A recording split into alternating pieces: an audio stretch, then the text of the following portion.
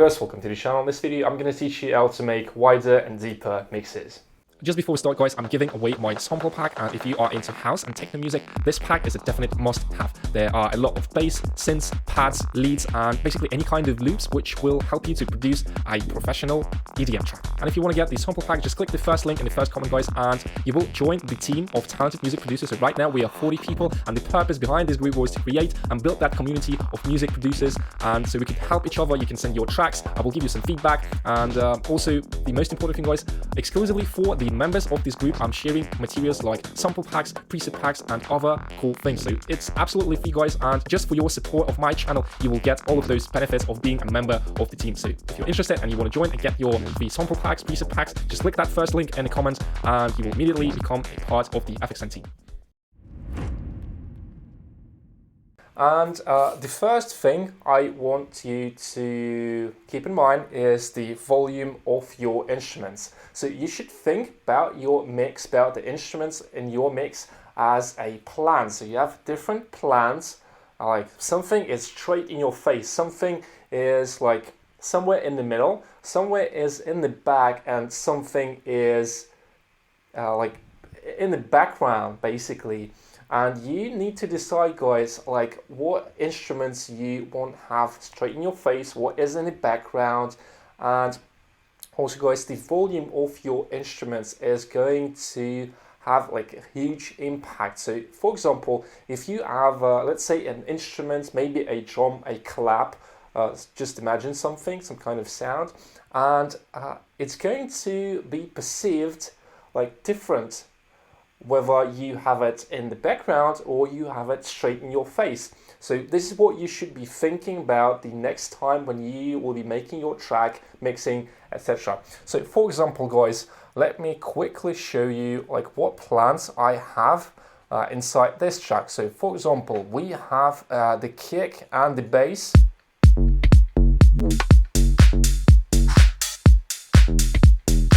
Yeah, and we have the drums. And what I'm going to do right now, guys, I'm going to play it together with the chords. So I have some piano chords.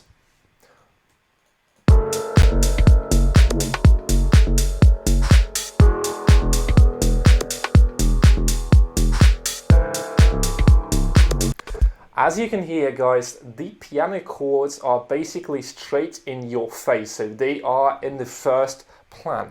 And I also have one more track. Those are strings, and strings, the violin is somewhere like in the middle or towards the background of my track. And let's have a listen.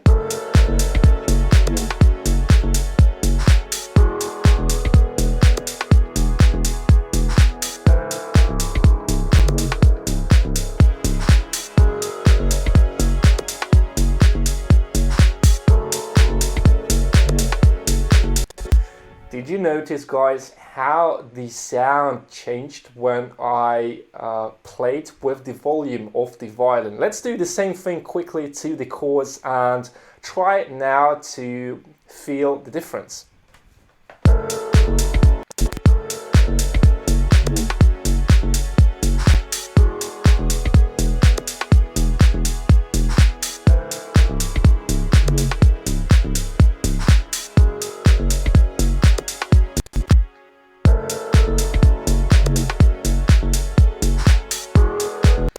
So guys, did you notice that?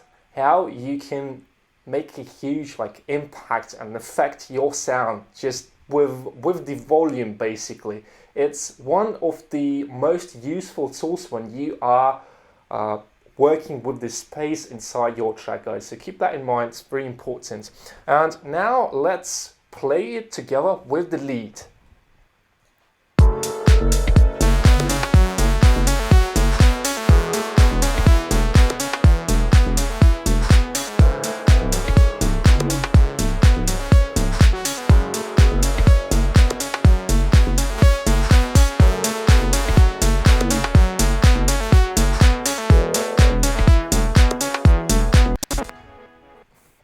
Yeah, so I hope you guys get this one. Now let's move to the second point, and it's about EQing your instrument. So As you might know, or if you don't, I'm going to quickly explain how to properly EQ your tracks, like the instruments, the channels, so they sit properly in the mix.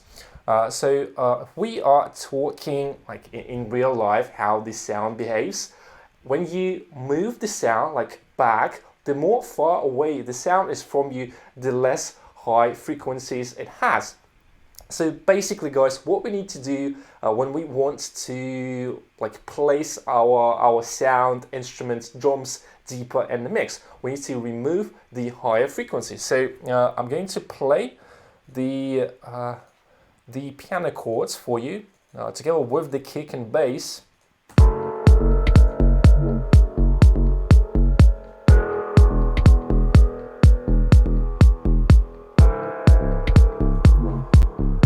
And now, guys, let's apply the EQ, and I'm going to remove the higher frequencies so you can feel how different the sound behaves and how different it feels in the context of the mix. So what we're going to do, we're going to remove the very highs. Are we going to do that a lot so it's exaggerated so you can, guys, hear the difference?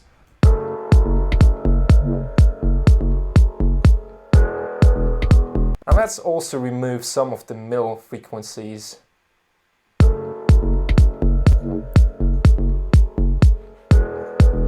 And now, guys, let's play this together with the drums. I'm going to bypass the equalizer so you could feel the difference. So this is with the equalizer. I've cut the higher frequencies.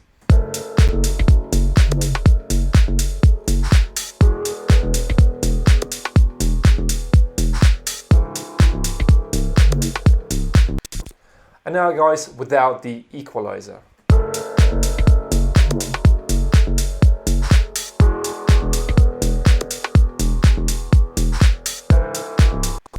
I think the difference is huge. This is just a whole another story, and I hope you guys get this one. So if we summarize, when you want to put the sound, like a certain sound, deeper inside the mix, you should remove the higher frequencies. So the rules, guys, are very simple. So remember, the first one is the volume, and the second one is about EQing your instruments properly. And the third one, like the third rule, is connected to the first ones I've talked about. And this is about the plans. Once again, guys, think about the plans inside your mix, because something has to be in the front, straight in your face, something has to be in the middle, something has to be in the background. So you might not even hear the sound, like that's good, but you can feel that. And yeah, that's basically the point, the sense why we are working with the plans. So what you can do to make better plans inside your mixes, you can analyze some like reference tracks, like think about how the space in the track, how they built that space. And when you analyze that, maybe you can download the track and put it into the DAW you're working in, and try to analyze with maybe some like stereo tools like Imager, so it shows you like the stereo image, how wide is the sound, how like maybe it's not wide, maybe it's in mono. So it's also about the contrast, guys. Oh yeah, actually, the whole thing about the wider mixes is about the contrast. So I'm going to show you guys how to work with the contrast. So now let's dive deeper into that thing. So as you can see, guys, I have different plans. So I'm going to color the reverb in different colors, so it's easier for you to feel the difference. And this one, let's make it like this color. So the first three channels, those are the return channels, guys. So it's better when you are using the reverb on the return channel. So for example, in Ableton, what you could do, you could click the right button on your mouse and insert return track. And after that, as you can see, guys, here in the channels, in the groups, we can apply like that and send the sound to the return channel. So if you want to work with the space inside your track, it's better to use the reverb and the effects like delay and similar ones on the return channels. But there's one rule for the reverb, and if you wanted to do like some creative kind of effects reverb, it's absolutely okay to put the reverb on the channel itself. So for example, you can put like reverb on this lead if you wanted to like be that kind of like specific, some kind of effect.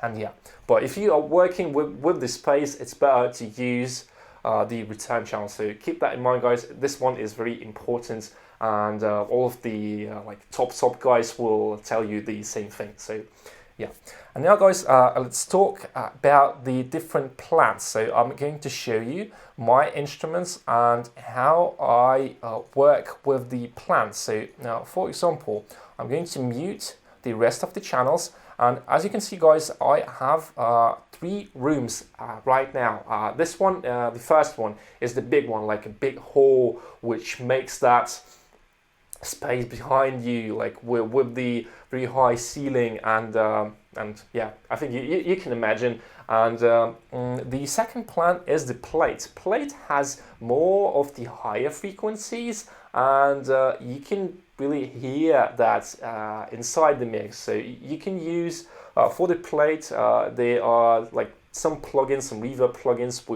which are made especially to emulate the plate sound. But basically, guys, you can use just the reverb you like. I will talk about that as well just in a second. And finally, guys, I have the drum room. So I'm going to quickly show you those rooms. So let's start from the drums. So let's make the reverb a bit louder so you can feel this is the space.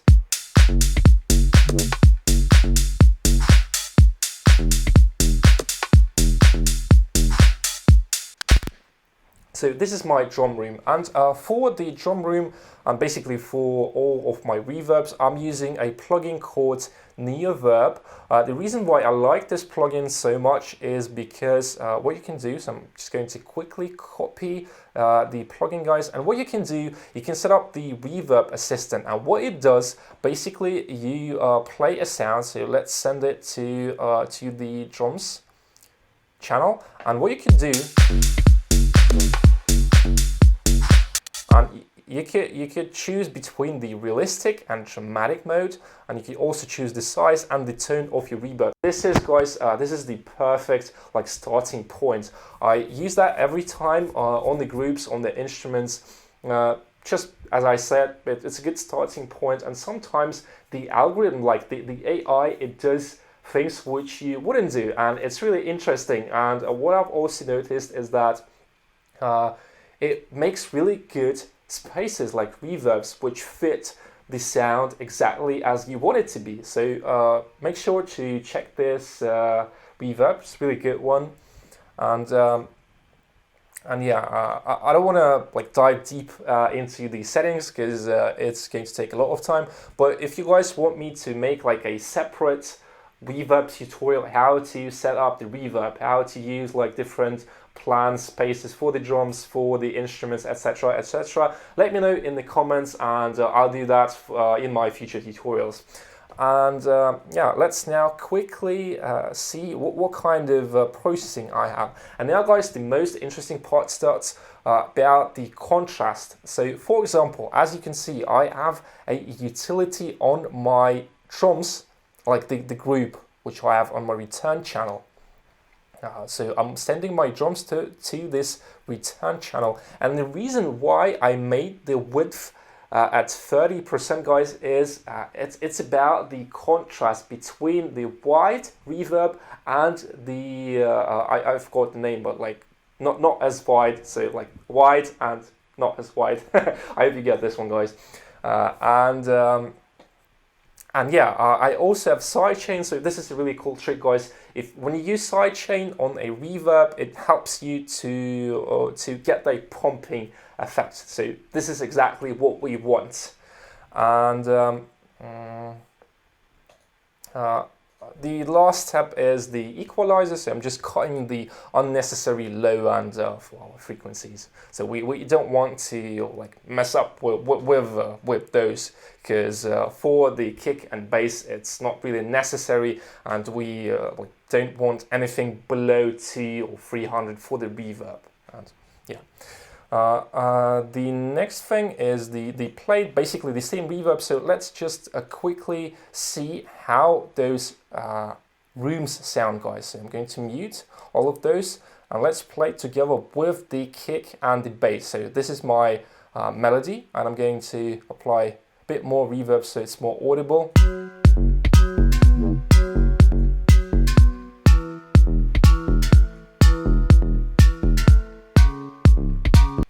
Yeah, so right now, guys, I think you can hear that big space like behind you. And let's now quickly see how the plate sounds.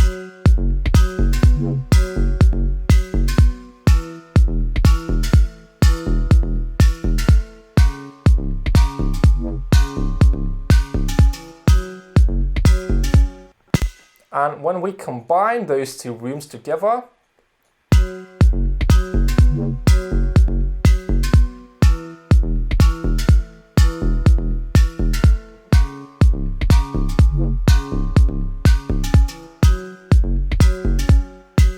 so we really get that nice and like multi-dimensional space. So this is exactly what I was talking about.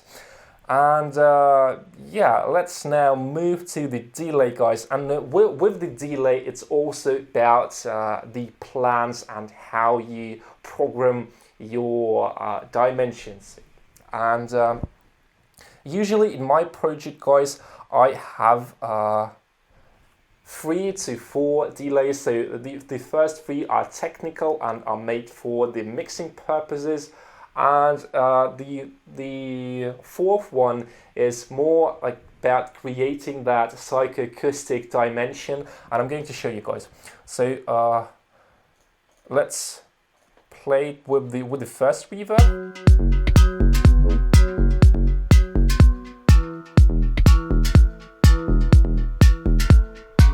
So this one is more straightforward, like the classic reverb sound which comes in your mind when you're thinking about the reverb. So this is just a basic echo. I'm using Ableton's stock echo. You can use basically any reverb you'd like, doesn't matter.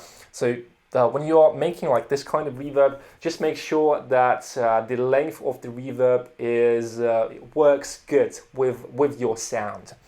And yeah, let's move to the second one, and the second one where the most interesting part starts, guys. So listen carefully now, and now, guys, listen out this sound.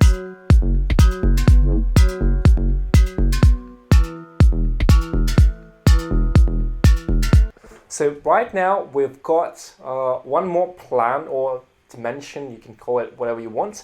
But the thing is that we created one more interesting space with this kind of reverb, and I'm going to show you guys how to make it. Basically, what you will need is any reverb plugin, but right now we are going to use the feedback at the 0%. And this will help us to get that slap sound. So I think some of you may be familiar with let's say the guitar slap sound, like with the delay. So it creates like this kind of psychoacoustic psychedelic effect, and with this kind of reverb, guys, we are achieving the same result.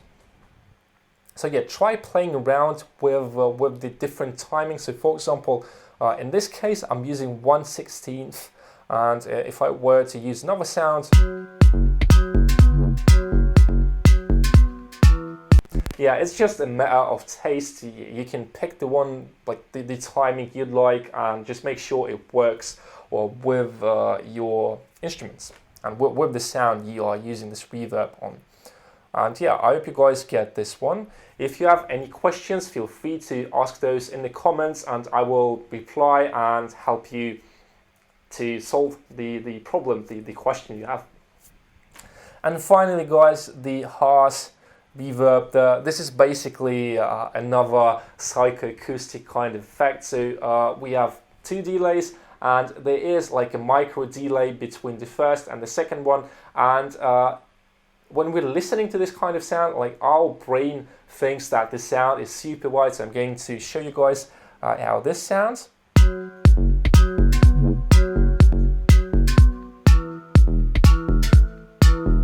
So it's a kind of illusion. You think it's wide, but like in reality, it's not that wide. So by using those psychoacoustic illusions, psychoacoustic effects, you can build like an amazing wide and deep space inside your tracks. And finally guys, the most interesting part is when you are working with the creative effects, like creative reverb, creative delay. You can in Ableton make up to 12 return channels. So usually for my tracks I use right now 1, 2, 6, 7, and those are basically technical one plus one creative one. So yeah,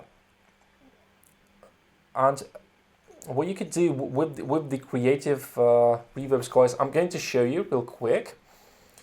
And listen to this. I'm going to mute all of the channels, like of the reverbs, the delays, and pay attention how the sound of the melody changes.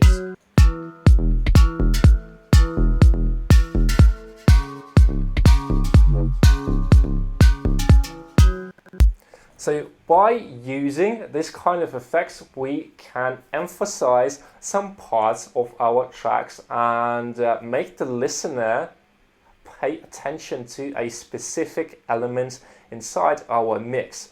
And also guys, one more important thing is automating your reverb. This one is crucial because the more automation and the more stuff is going on inside your track, the more interesting, the more live the track will feel like for the listener. So please guys, keep that in mind and try to automate as much as you can when it comes to reverb and also synthesizers and stuff like that. This one is really important. And yeah, basically guys, that was all for today. If you have any questions, if you have any suggestions for the future tutorials, feel free to share those in the comments below. I read and reply to all of the comments. And I hope you learned something from this video. I hope you like this video. Make sure to subscribe to the channel, like this video, and share this video with your producer friends. And also don't forget that nice little bell icon. This really helps to trigger the algorithm and the channel grows faster. As always guys, thanks for watching and I'll see you guys in the next one.